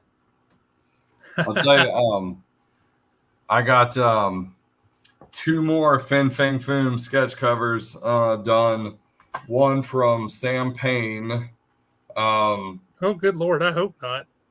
I'm about to look that up right quick just so we can. They haven't announced their dates for next year. Oh, they haven't. And they actually. So Matt, this year Panoply is the last weekend of April, but a couple years ago they told me they look at my dates and then pick their dates. That, I mean, at least they're working with you. That's a good idea. Yeah, and so, which I'll go in there Right. after the show. Show this off again for Nate. Those are Zerdy connecting covers, and Mark Spears is an awesome guy. I was sending people to him. In fact, there was a couple of people I just flat out walked over to Mark Spears' booth. Yeah. Yeah, Mark did a let's see, Steve Hinton had a book that Mark wanted. He had a Omega Men #3, first Lobo, right?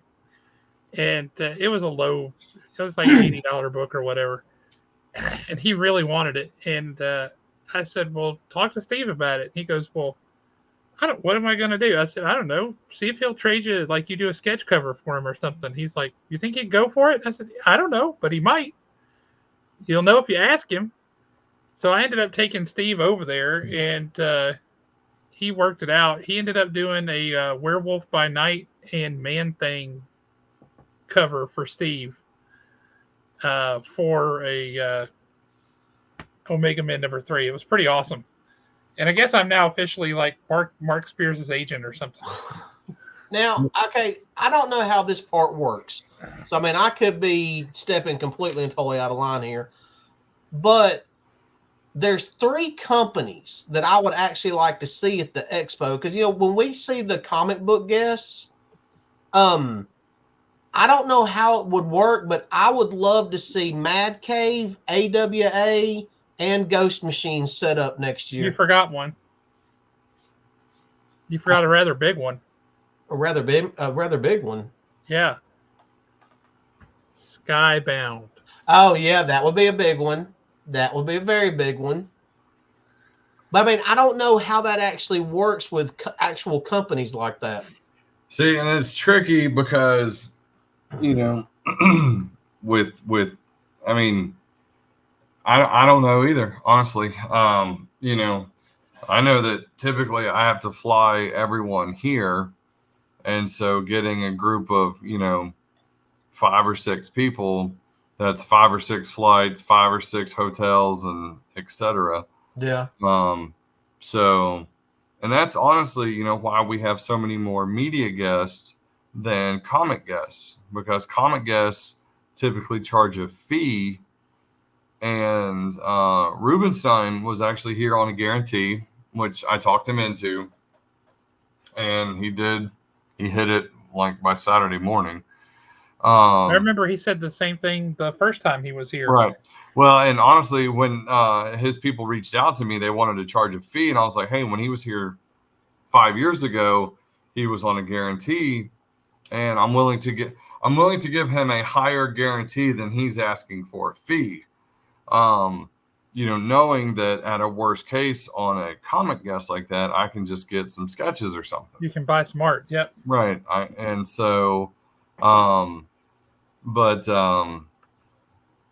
But yeah, I mean, next year we'll have, I mean, obviously,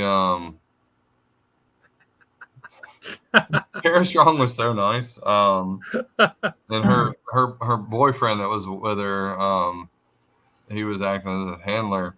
He was they were both really, really nice to talk to. They had someone come up, I think it was Saturday. But basically it was later in the day, like 4 o'clock or so on Saturday. And so they had 30 pieces that they wanted signed and a few words on each.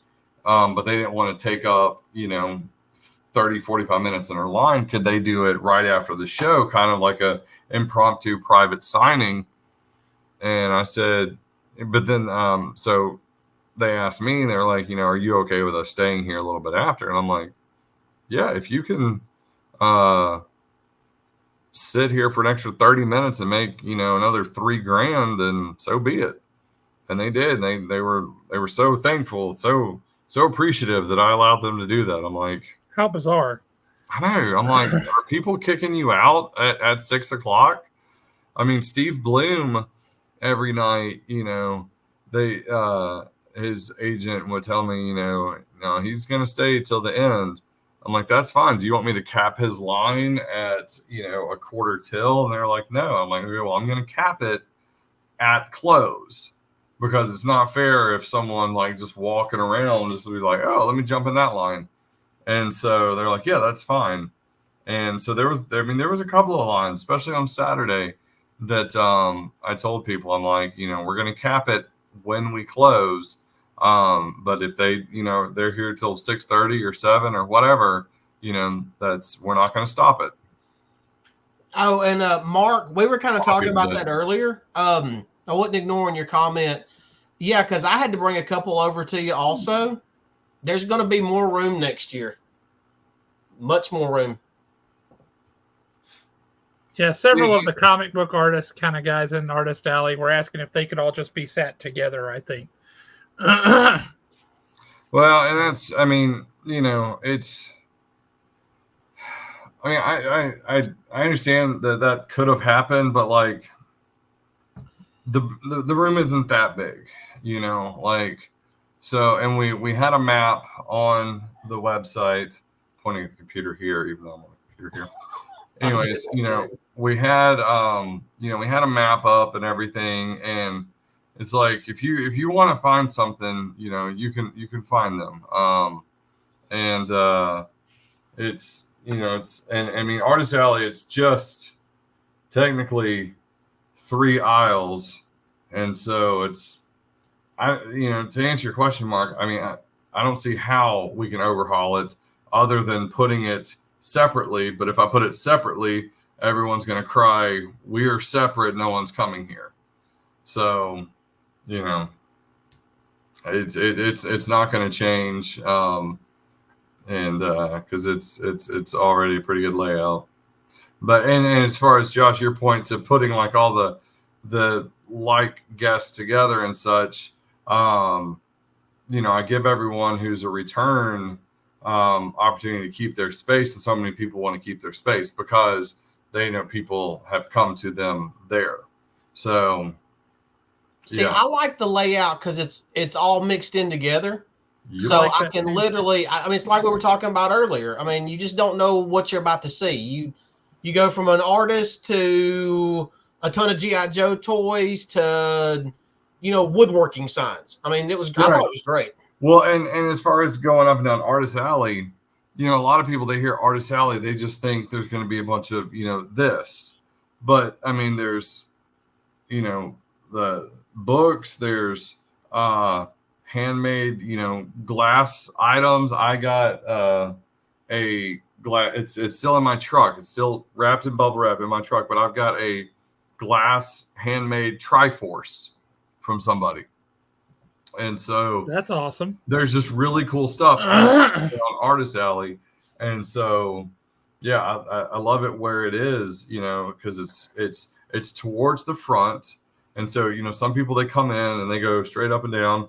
Like Chris Paulk with Super Awesome Hero Comics. Boy, he had a key spot there. He does. And that's a primo spot. He's had it every year, and he wonders, because he says a lot of people will come in as soon as they get there. They're like, oh, wow, okay, well, we just got here, so we're going to walk around. And I'm like, well, do you want to move? And he's like, I don't know. I don't know if the grass is greener on the other side. And so this is a legit question. So yeah. Dude, it was crazy. Sweet Nana's elves. So Jennifer, my sister, she looked into it, and there is a commercial kitchen that you can rent out. With multiple ovens and everything, big space. Because the thing is, I rent an Airbnb with a full kitchen for Mom, Dad, Jen, Jason, everybody to stay. so that mom has a full kitchen. And she sold out every day.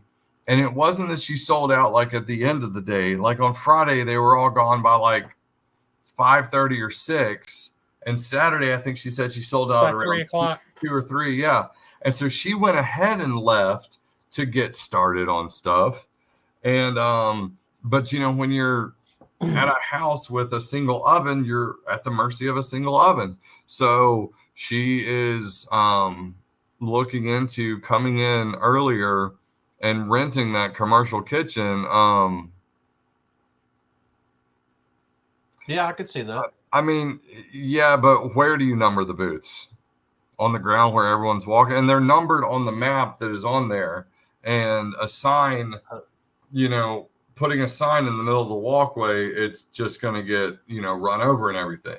I think you was talking about hanging one from the ceiling. I know they do that for some things. Yeah, but that's probably crazy expensive, I would guess, knowing the BBC. Well, we did it one year, 21 or 22. We had aisle signs, and people still, you know, didn't know where they were. It's yeah. I mean, it's, you know, some of the best ideas still don't make sense. And so never underestimate people's ability to not find things. Right. I mean, I've got giant signs that say panel room A and panel room B over the doors, and there's only 4 doors on that wall, and people still, you know, where are the panel rooms? The sign that says panel room A. That's it. You know, it's, I mean, it's one thing is, you know, so many people that come to the expo, it's their first year there. And, you know, they don't know how expo, you know, they don't know how Comic-Cons work. You know, I can't tell you how many, you know, messages and comments we get after we post the panel schedule, and people will be like, so 2 o'clock is the only time I can meet Mark Paul Gosselaar, because that's when the panel was. And I'm like, that's the only time you can't actually. You can go listen to him, but you can't meet him. And so people just don't understand how these things work. But now that they're coming and they're coming back, you know, with us seeing 20% growth this year, that means everyone, you know, most people that came last year came back and they told 2 friends. And so, you know, it's working out. How did the Haven? That's awesome. Do? The Haven booth did phenomenal because they had this bald fat man up in there that talked trash to every single person that walked by for 3 days straight. It wasn't. He did, dude. It was great. It was my favorite, actually. The 12 because long he's boxes like, hey, of dollar books. I see you're looking at a specific thing over here. You know, what are you eyeballing? Oh, I'm just looking. He's like, well, you can look closer if it's in your hand. And people, he was doing that the whole week. He did great. Oh, there was that one guy. He's like standing back taking a picture of something, and I literally shouted like over to him, hey, you know what's taking it better than taking a picture? Buying it and taking it home with you. That's right. And what did he do? He walked right over and bought it.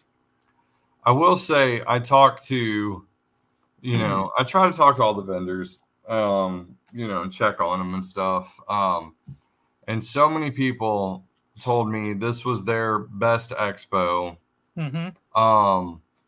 Angelo, who has the Japanese candy and stuff, he's International Candy Company. He told me on Sunday, as he was packing up the few things he had left, that he's been doing this for 20 years, and this was his best show ever. And, you know, I heard from other people that it was, you know, top 3, top 5 show, you know, sales wise. And that's, you know, that's just great.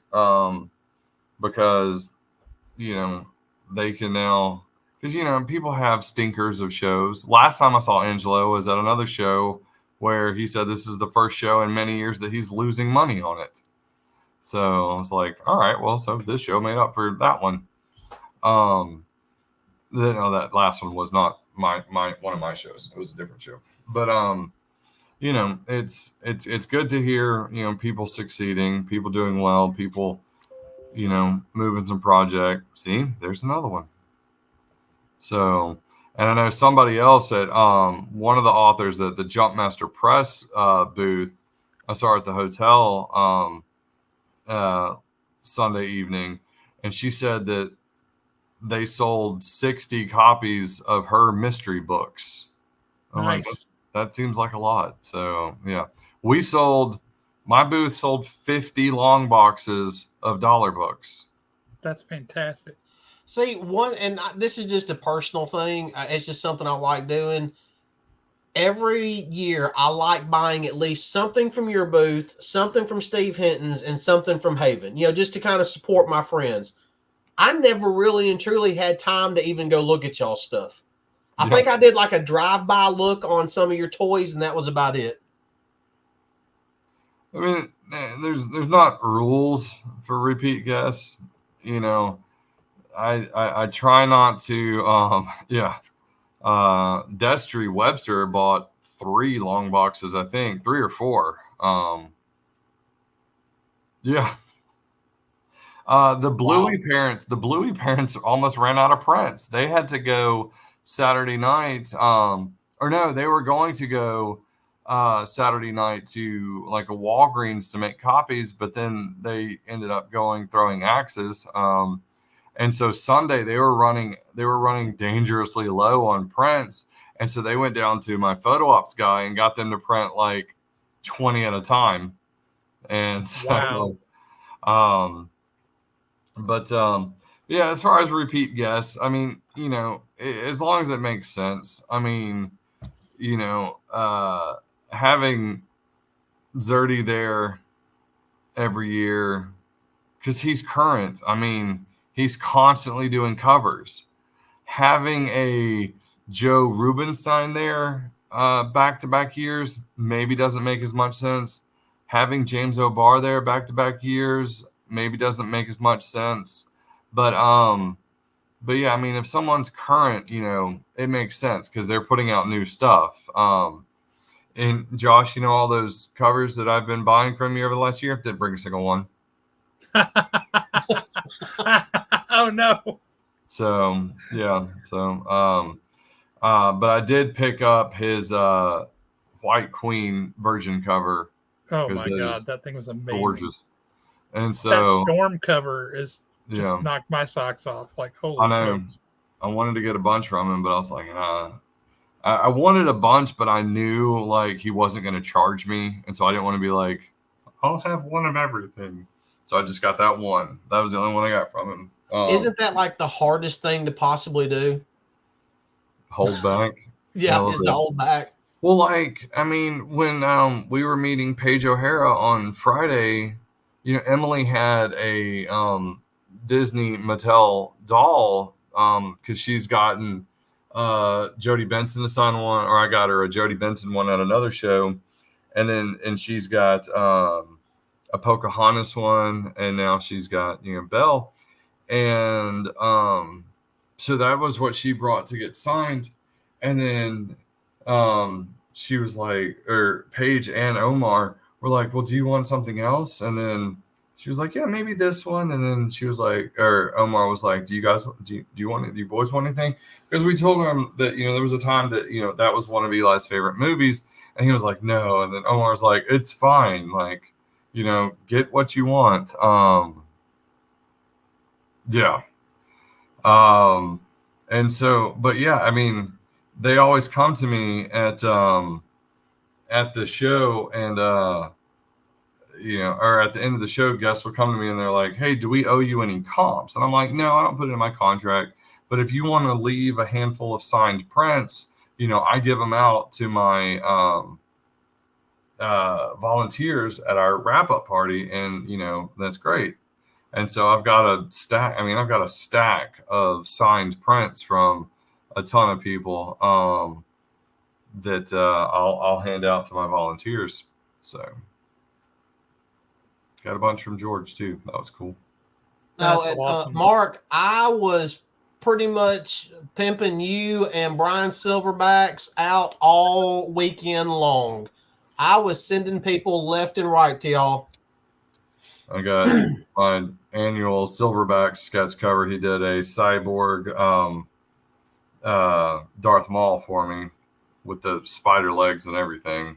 Fantastic. Yeah. I showed it to you, didn't I? Mm-hmm. Yeah. Yeah. No, that's awesome. So, yeah. All those are... Christine, I'm going to have to put her in charge of this. She's already working it. Is that for the Haven raffle? Yeah. Yeah. I'll bring you some. Oh, yeah. Good call for any artist. Yeah. Yeah. Yeah. Like I said, I'm taking Asher camping Friday night, but I'll try to come out Saturday and drop. Well, I still have 2 more weeks though. It's not. Yeah. Sometime between now and then, I'll grab a few and bring out to you because yeah, there were some good ones. And I'll be able to run the final numbers for our ticket sales for you on Saturday. Neat. And like clean out my bank account and hand you a wad of money because good gravy. Do you take checks? But no, man, we sold more tickets, not by a ton, but we sold more tickets just on Thursday and Wednesday last week than we sold in the previous month and a half. Well, now I was on a lot of tickets because we sold a lot of tickets that previous month and a half. That's good because I was on the news. Was that Wednesday morning or Tuesday morning? I think it was Tuesday morning. I went out and I did a live on WHNT, and I want to say they replayed it. And they, they're like, "Where can you get tickets?" And no, it was Wednesday morning because Jason was already in town because he and Emily were watching it. It was Wednesday morning, and they said, "Where can people? Are tickets still available? And where can they get them?" I was like, "Yeah, you can get them online, our website, or you can go to Haven Comics on Slaughter Road and pick up tickets." That was Wednesday morning, and then I get in the truck after I'm done, and I call, and Jason was like, "You forgot to say you can get tickets at the door." I was like, "Oh, that would have been good to say." So, that's fantastic. I mean, I maybe that sent some people out your way Wednesday and Thursday. Oh crap! They won't be available at the door. All right, better go to Haven now. Well, like I said, we had a lot of people come through getting tickets. Like I said, that guy from Dragon Con Friday night was giving y'all high praise for selling tickets at Haven. Well, that's the only place I'd want to. That is neat, though, that he was even here. That's that is pretty amazing, isn't it? Yeah. That tells you that other folks are taking notice. Yeah, Bill talked to him a lot more than I did. Ask Bill about him. Okay. Yep. Oh, he's been rambling. All right, are we ready for that? Before we close it down, I have a quick question for you guys. I doubt you've probably seen it yet, Jeremy, but Alan, you may have. They announced this week that DC is doing, and this is Scott Snyder's brainchild, DC is doing an Ultimate Universe, as it were, relaunching their titles with an Ultimate Universe. And instead of calling it Ultimate DC, they are calling it Absolute DC. I heard something about that name. Are they rebooting all the titles again, or is not rebooting, relaunching a separate universe, just like the Ultimate Universe? Except which I think they should have done years ago. I'm curious to see how it goes. That would be a good one. He was in Memphis a couple years ago, where Memphis is a pretty comics intensive show. Yeah. I mean, they had Snyder and Capullo, and he didn't do as well as you would have hoped. So, that's just it. It's the comic guests. There are these huge fees. And, when it's a fee, that's just straight out the bottom line. when it's a huge guarantee, you work to knock that out. So it's tricky. I mean, I hope to get, me and Josh have already been talking about, some guests for next year. So it seems like every other year is like a down year on the comic side. And so this year, I think was a little down. So we'll get up next year. Well, it didn't help that Chris Claremont had to cancel. Thanks, Andrew. Andrew looked good on Sunday. Did you guys? Or was oh man, that crow out! Yeah, he was rocking that crow look. Yeah, for sure. But no, as far as the absolute DC, it's like, it just depends on what they're going to do with it. I mean, the Ultimate Universe. Hang on one sec. I gotta. Mark, one does not turn down being a guest at Heroes Con. That's very true. If one is a comic book artist, Heroes Con is the place to be. And to be honest with you, I do not think I'm going to be making it to Heroes Con. It's all going to depend on when my son graduates basic training. Fair enough. I might actually be headed in the opposite direction. Anyway, Jeremy, you were saying about no, Ultimate I mean DC. when Ultimate launched in 2001, 2000.